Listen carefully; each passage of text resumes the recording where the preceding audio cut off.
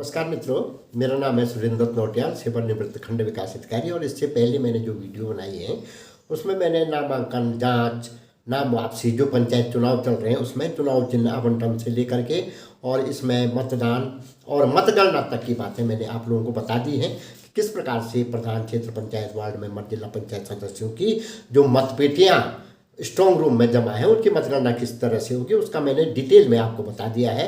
आज मैं आपको बताऊंगा कि ब्लॉक प्रमुख का और जिला पंचायत का चुनाव और उसके साथ जो कनिष्ठ प्रमुख, जिस प्रमुख और जिला पंचायत उपाध्यक्ष होते हैं उनके चुनाव किस तरीके से करते हैं वो प्रक्रिया मैं आपको बताऊंगा, क्योंकि ये प्रक्रिया थोड़ा इस मतदान से हटकर है, इसलिए आपका जानना जरूरी है। तो मेरा आपसे अनुरोध रहेगा कि अगर आप चैनल पर नए हैं तो सब्सक्राइब कर लें, लाइक कर लें और कमेंट जरूर आप लिखें, ताकि मेरा भी जो है उत्साहवर्धन होता रहे और मैं भी इसमें जो कमियां हैं उनको दूर करता रहूं। तो अभी मतगणना कल जो है 28 तारीख को, 28 जुलाई को लास्ट मतदान था उत्तराखंड में, और उसके बाद 31 को मतगणना होनी है। मतगणना 31 को समाप्त हो जाएगी, चाहे 31 रात तक चले या जो भी है। तो पहली तारीख तक पूरे जितने भी हमारे परिणाम हैं हमारे सामने आ जाएंगे। और उसके बाद जो हमारे जो क्षेत्र पंचायत सदस्य, जिला पंचायत सदस्य जो इस कारण उठे हुए हैं कि उनको प्रमुख बनना है या जिला पंचायत अध्यक्ष बनना है, वो अपनी अपनी गणित पर लग जाएंगे और उसी दिन दिखाई दे जाएगा कि कौन जीत हो सकता है कि जो पहले से दावेदारी में रहा हो मन में उसका वो हार जाए, और जो कई ऐसे होते हैं कि नए लोग आ जाते हैं तो वो भी अपनी दावेदारी कर लेते हैं। और जो प्रधान हमारे होंगे वो प्रधान तो निर्वाचित होंगे, वो अपने अपने ग्राम पंचायतों में, जिसके ग्राम पंचायत में जो है वार्ड मेंबर 2/3 मतलब यानी कि पूरे हो जाएंगे, उनका गठन हो गया, उसके बाद उनका शपथ ग्रहण होना है, उसके बाद उन्हें काम शुरू करना है। लेकिन जहां अगर गठन अभी नहीं हुआ होगा, माना प्रधान बन गया लेकिन वार्ड मेंबर नहीं है, कई सारे स्थान हैं ऐसे, तो वहां पर जो है पहले वार्ड मेंबरों का चुनाव होगा, वार्ड मेंबर बनेंगे, उसके बाद प्रधान का कार्यकाल प्रारंभ होगा। हालांकि प्रधान वो है। तो अब इसके बाद जो है क्षेत्र पंचायत सदस्य क्या करेंगे, वो अपने बीच में से एक प्रमुख, ज्येष्ठ प्रमुख और कनिष्ठ प्रमुख का चुनाव करेंगे। इसके लिए बाकायदा जो है आयोग की अधिसूचना जारी होगी, उसके लिए तिथि निर्धारित की जाएगी। और मैंने पहले भी वो किया था अपनी तरफ से कि भाई जल्दी से जल्दी अगर ये चुनाव भी करा लिए जाए तो इसमें जो है ज़्यादा देर नहीं होनी चाहिए। अब जो हमारे क्षेत्र पंचायत सदस्य बन गए या जिला पंचायत सदस्य बन गए, अब समझ लीजिए कि कुछ तो ऐसे लोग जीत करके आएंगे कि जो पार्टी के होंगे या अपने पहले से जुड़े हुए होंगे, लेकिन कुछ ऐसे होंगे कि जो निरपेक्ष होते हैं, जिनको कोई मतलब नहीं कि अभी उन्होंने सोचा नहीं कि किसको देना है, अब उनको अपनी तरफ करना है। उनको कैसे करना है, अब जो हमारा विधान में है कि साम दान दंड भेद जो भी आप कर सकते हैं उस तरीके से, क्योंकि ये छोटी सरकारों के चुनाव सबसे खतरनाक चुनाव कहूँगा मैं इसको, कि भाई इसमें तो जो है पकड़ना ही मुश्किल हो जाता है, क्योंकि हर आदमी एक दूसरे को बहुत गहराई से जानता है। लोकसभा विधानसभा में इतना नहीं होता है, लेकिन इसमें बहुत ज़्यादा होता है कि भाई इसको जो है हमने बनाना ही नहीं है।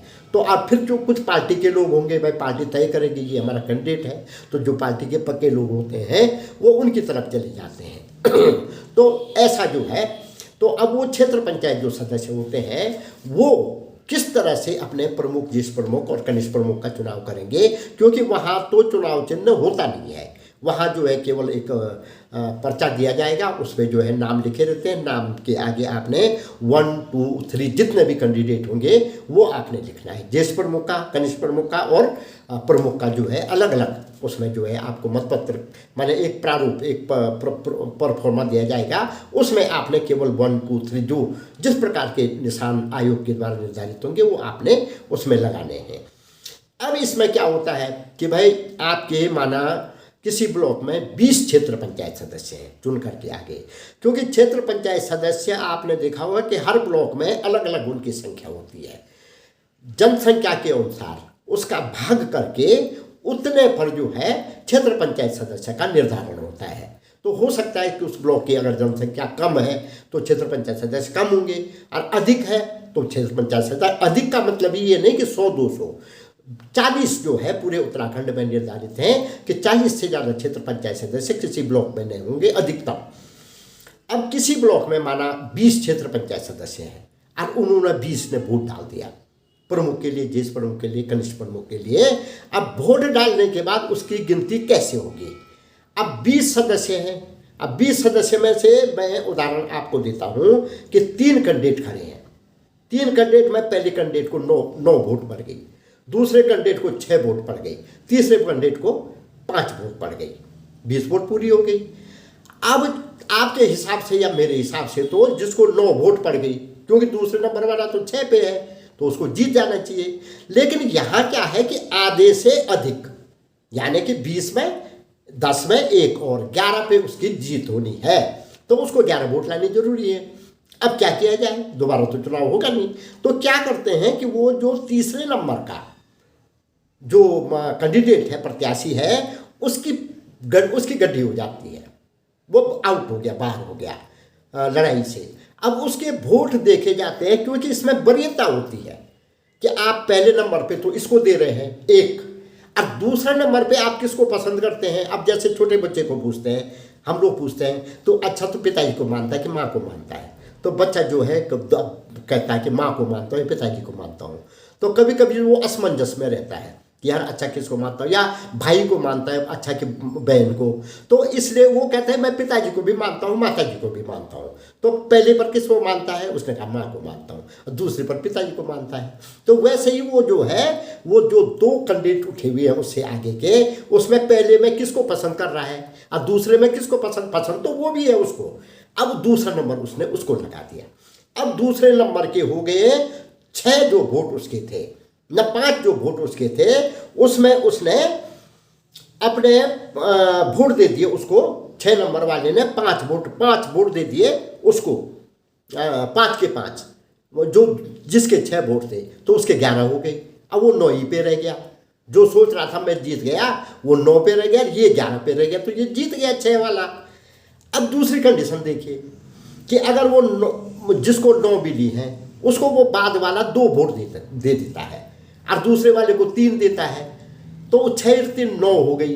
और वो जो 9 था जो उसको 2 वोट पड़ गई, तो वो कितने पे आ गया, 11 पे आ गया, तो वो जीत जाता है।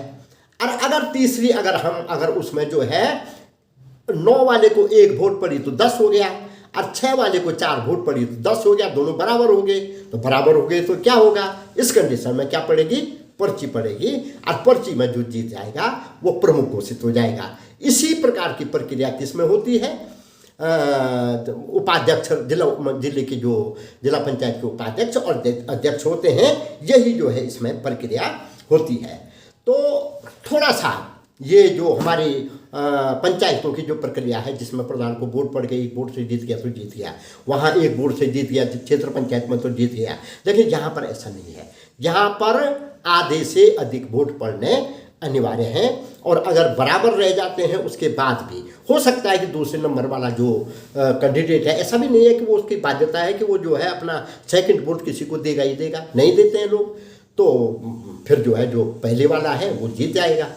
तो ये जो है प्रक्रिया थोड़ा सा हट करके है, तो मैं इसके बारे में मैं आपको लगातार ये जो इस प्रकार की प्रक्रिया है, क्योंकि लोग वहीं पर कहते हैं कि साहब मेरे साथ ऐसा अन्याय हो गया। एक बार क्या हुआ कि निशान लगाने में मैं जो हमारे जो जो क्षेत्र पंचायत जीत के जाएंगे या जिला पंचायत, एक बार क्या हुआ साहब कि उसने 1 का निशान ऐसे बना रखा था कि वो 1 भी दिखाई दे रहा था, 2 भी दिखाई दे रहा था।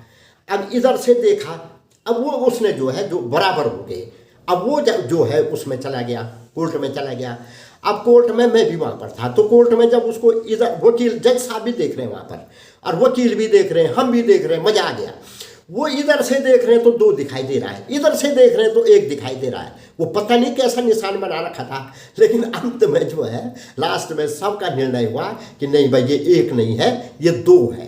तो न 2 नहीं 1 है। तो ये जो है मतलब आप निशान भी ऐसा लगाएं, फिर एक कई बार इनवैलिड हो जाता है। तो हम तो कहते हैं कि भाई धिक्कार है ऐसा जनप्रतिनिधि, उस गांव को भी, उस जनप्रतिनिधि को भी, कि इतने हजारों लोगों के बीच से चुन के आया है वो क्षेत्र पंचायत सदस्य, 5-5 6 ग्राम पंचायत को प्रतिनिधित्व कर रहा है, और वहाँ वोट इनवैलिड करके आ जा रहा है। तो ये आप सोच समझ करके, और जो प्रत्याशी हैं वो भी अच्छी तरह से। और फिर क्या होता है इसमें, गणित एक और खराब होता है, सबसे खराब गणित करते हैं इस समय जो है क्षेत्र पंचायत सदस्यों की, जिला पंचायत सदस्यों की गणित खराब की, जो ग्राम प्रधान उठे हुए थे। अब 4 ग्राम प्रधान उठे हुए हैं, अब क्षेत्र पंचायत सदस्य किसकी तरफ मिले, या जिला पंचायत सदस्य, अब उसकी गणित वहाँ खराब हो रही है, अगर उसके साथ जाता है तो दूसरा प्रधान नाराज, 3 नाराज हो जा रहे हैं। तो सबसे खराब गणित होती है ज्येष्ठ प्रमुख और कनिष्ठ प्रमुख या उपाध्यक्ष की वजह से। अब उनमें भी आपने देखना है कि यार ठीक ठाक मजबूत आदमी कौन है, मैं प्रमुख के कैंडिडेट के लिए कह रहा हूँ, और उसको अपनी तरफ लेना है आपने, जो ठीक ठाक आदमी है, ठीक ठाक जिसकी वोट है और ठीक ठाक जो आपके साथ आगे काम कर लेगा, उसको आपने देखना है। तो ये इस प्रकार का वो गणित है जो प्रमुख बनने का और जिला पंचायत बनने का, कि हारा हुआ आदमी वहीं पर हो जाता है, तो जीता हुआ वो आदमी जो है, दूसरा आदमी जिसको वोट कम मिली रहती है, वो जीत जाता है सेकंड वोट लेकर के। तो मैंने केवल 3 का उदाहरण दिया, वैसे 4 का है। पहले सबसे कम वोट वाला पहले गड्डी होता है, उसकी सेकंड वोट देखी जाती है, फिर अगला वाला होता है। जब अंत रह जाता है तो उसके बाद जो है उसको विजयी घोषित कर दिया जाता है। जो विजयी घोषित हो गया उसकी बहुत बड़ी जिम्मेदारी हो जाती है, क्योंकि वो ब्लॉक का प्रथम व्यक्ति है, जिला पंचायत में जिले का प्रथम व्यक्ति है, और उसके हाथों में सरकार ने बहुत बड़ी पावर दे रखी है, जिनके बारे में मैं आपको अगले वीडियोज में बताता रहूँगा। और इसी प्रकार से, क्योंकि मैं लगातार उत्तराखंड स्तर और राष्ट्रीय स्तर पर प्रशिक्षण भी देता रहता हूँ, और राष्ट्रीय प्रशिक्षक के रूप में मेरा चयन है, तो बहुत बहुत धन्यवाद। जय भारत, जय उत्तराखंड।